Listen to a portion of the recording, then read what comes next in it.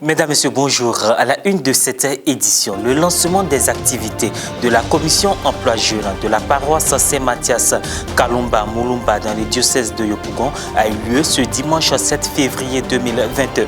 Au cours de l'année pastorale 2020-2021, la dite commission sera chargée de recenser, informer, former et accompagner les jeunes sur tous les sujets liés à l'emploi et à l'entrepreneuriat.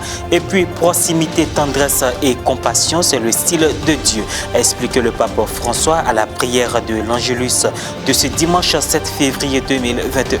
Évoquant la prochaine journée mondiale du malade, le 11 février, il a souligné que l'une des missions de l'Église est de prendre soin des malades. La commission emploi jeune de la paroisse Saint-Mathias Kalumba Mulumba dans le diocèse de Yopougon a procédé ce dimanche 7 février 2021 au lancement de ses activités. Cette commission mise en place par le révérend père curé Thierry Michel Mobio a pour mission de recenser, informer, former et accompagner les jeunes dans les domaines liés à l'emploi et à l'entrepreneuriat. Reporter d'image Jean-Yves Essigan, commentaire Roséline Mobio. La commission emploi jeune de la paroisse Saint-Mathias Kalumba Mulumba dans le diocèse de Yopougon peut démarrer ses activités en cette année pastorale 2020-2021. Avant d'en arriver là, beaucoup d'actions ont été menées. La cérémonie officielle de lancement a eu lieu ce dimanche 7 février 2021 à la salle de réception de la dite paroisse. Et donc, l'aboutissement d'une démarche menée par le frère Serge Nyomnier, responsable de la commission emploi jeune et son équipe. Une démarche qui témoigne de la présence d'honorables invités. M. Drissa Ouattara, sous-directeur des ressources humaines de l'Agence emploi jeune de Côte d'Ivoire. Dr Nikez Amand, économiste conférencier du jour. Ce n'est pas une prière d'ouverture dite par le père Roland Malan, aumônier de la CEJ, que la cérémonie s'est ouverte. Dans son allocution, le responsable de la commission emploi jeune, Serge Nyomnier, a levé le voile sur le rôle de cette commission créée par le révérend père Thierry Michel Mobio, curé de la paroisse Saint-Mathias. C'est une entité de la pastorale paroissiale des jeunes chargée des affaires liées à l'emploi et à l'entrepreneuriat dans le but de recenser, informer, former et accompagner les jeunes.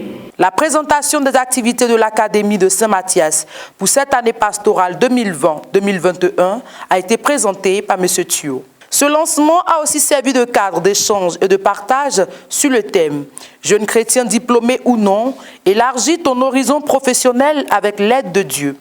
L'intervention du Dr Nikez Amand, conférencier du jour, a été d'une importance capitale. Quand tu as mis sur ton CV que tu as déposé, avant qu'on t'appelle pour entretien, là, tu apprends à faire. Est-ce que tu ne sais pas faire? Donc quand tu arrives là-bas, on te demande, il y a des gens, ils écrivent toujours Word, Excel, PowerPoint. Et puis quand ils arrivent là-bas, on ouvre l'ordinateur devant eux, ils ne savent même pas comment on écrit une lettre, comment on écrit une phrase, comment on fait espace, comment on fait une présentation. Mais si tu as écrit ça sur ton CV, que c'est ce qu'on cherchait, la période avant qu'on t'appelle pour l'entretien, il faut apprendre. L'un des points marquants, le démarrage des actions de la CEJ est l'opportunité qu'ont eu les participants d'apprendre sur cette institution AEJ Côte d'Ivoire qui partage la vision des organisateurs de cette rencontre. Mais retenez déjà que nous nous occupons de votre formation, de vos formations et puis également des différents concours que pendant toute l'année nous aurons à animer ici. Nous allons travailler de concert avec l'emploi jeune. Donc, si vous avez des difficultés, vous contactez Emploi Jeune ou vous nous contactez.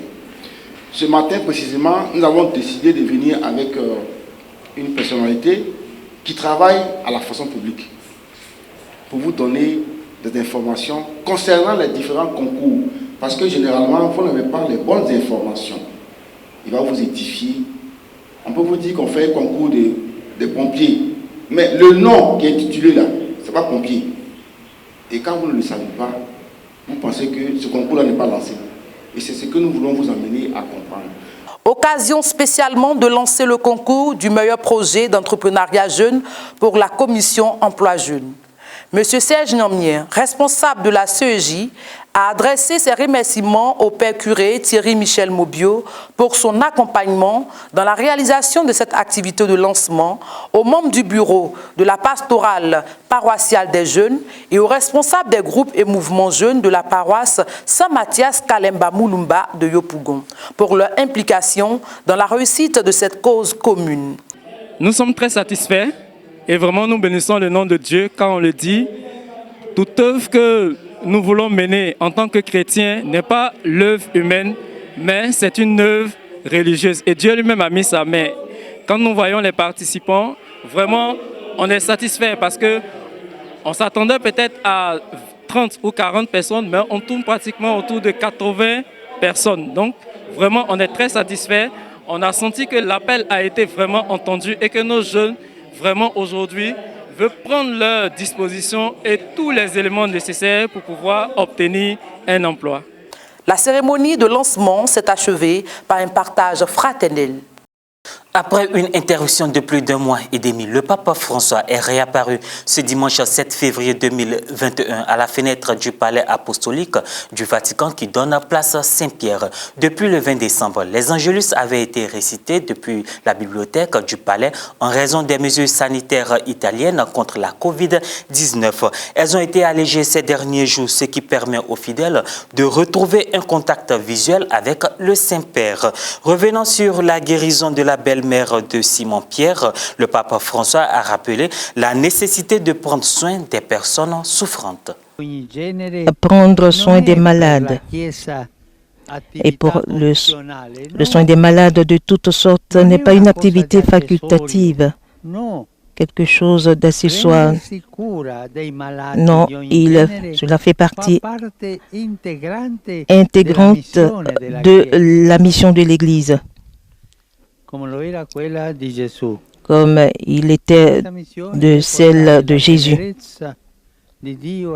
apporter la tendresse de Dieu à l'humanité souffrante. Nous nous rappellerons dans quelques jours, nous célébrerons dans quelques jours le 11 février prochain, la journée mondiale du malade, instituée par Saint Jean-Paul II, et qui